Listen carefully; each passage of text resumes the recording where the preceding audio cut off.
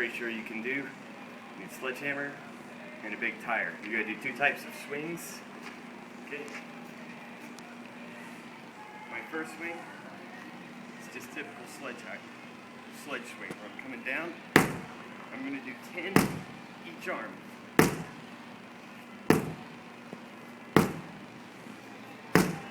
Switch.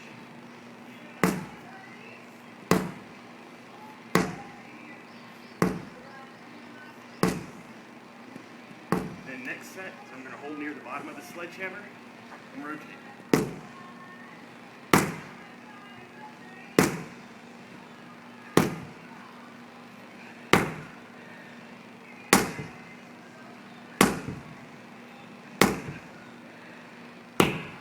I'm going to do that for a minute straight. Do 2 sets. Next, I'm going to grab a smaller tire. For more explosive power, I'm going to hold it.